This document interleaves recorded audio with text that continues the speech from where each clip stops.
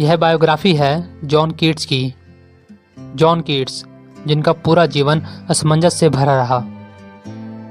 John Keats अपने समय के विख्यात रोमांटिक कवियों में से एक थे।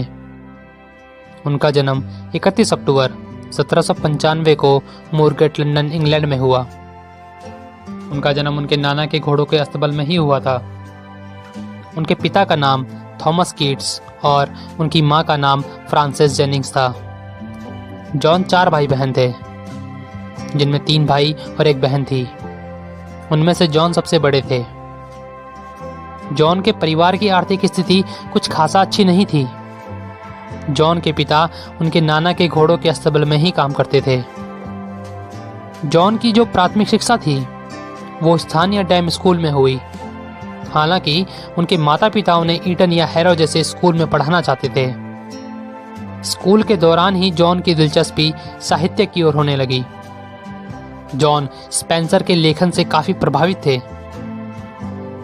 1804 में जब जॉन 8 साल के थे, तब अचानक जॉन के पिता थॉमस कीट्स की घोड़े से गिरकर सर पर चोट लगने से मौत हो गई और उनकी मां फ्रांसिस जेनिंग्स ने दूसरी शादी कर ली, दुर्भाग्य से जो ज्यादा समय तक नहीं चल सकी। और बाद में वे अपने बच्चों को लेकर अपनी मां के घर रहने लगी। वहां जॉन का दाखिला जॉन क्लार्क स्कूल में करवाया गया, जो एनफील्ड में था। यहीं से जॉन की रुचि साहित्य की ओर और अधिक होने लगी। जल्द ही 1810 में जॉन की मां की भी मौत हो गई।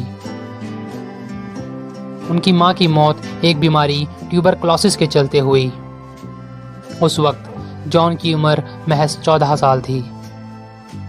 जॉन के स्कूल के हेडमास्टर के बेटे चार्ल्स गॉर्डन क्लार्क उनके दोस्त और उनके मेंटोर थे। चार्ल्स वही शख्स थे जिनका जॉन के जीवन में बहुत महत्व रहा है। चार्ल्स वही शख्स थे जिन्होंने जॉन को स्पेंसर, टासो और चैपमैन के अनुवाद साहित्य से परिचित करवाया। उसके बाद जॉन ने लंदन के एक अस्पताल में चिकित्सा का अध्ययन किया और उन्होंने यह अध्ययन एक रसायन और सर्जन थॉमस हैमंड के साथ किया, जो उनके पड़ोसी और जेनिंग परिवार के फैमिली डॉक्टर थे। 1816 में जॉन को उनकी चिकित्सा के लिए लाइसेंस मिला। उसके बाद जॉन अपनी पढ़ाई को जारी रखते हुए गाइज हॉस्पिटल गए। वहां वो एक ड्रेसर और सर्जरी के दौरान डॉक्टरों की मदद किया करते थे। इसी दौरान जॉन एक असमंजस की स्थिति में आ गए। अब वह सोचने लगे कि वह क्या बने, एक डॉक्टर या एक कवि। 1814 में जॉन ने अपनी पहली कविता लिखी, एन इमिटेशन ऑफ स्पेंसर। उस वक्त उनकी उम्र महज 19 वर्ष थी। इसके बाद उन्होंने 1816 में ऑन सोलिट्यूड को प्रकाशित किया। इस दौरान जॉन की आर्थिक स्थिति फिर से बिगड़ने लगी। अब वो अपने फैसलों को लेकर परेशान रहने लगे। इसके बाद जॉन की मुलाकात विलियम हैजलिट से हुई, जो उस समय के चर्चित लोगों में शुमार थे। 1817 में जॉन ने अपनी कविताओं का एक संग्रह प्रकाशित किया और 1818 में उनके भाई टॉम की भी मौत हो गई। इसके बाद वो हैम्पस्टेड चले गए, जहां वो चार्ल्स ब्राउन के घर पर रहने लगे। वहां मिसेस ब्राउन और उनकी एक 16 साल की बेटी फैनी रहती थी। वहां जॉन और फैनी दोनों एक दूसरे से प्यार करने लगे। 1818 जॉन के लिए एक अच्छा दौर रहा। इसमें उन्होंने अपनी कई फेमस कविताएं लिखी और प्रकाशित की। समय बीतने के साथ 1820 तक जॉन को अब अपनी बीमारी का एहसास होने लगा। वह अपने इलाज के लिए इटली चले गए और वहां से लौटकर वह रोम चले गए।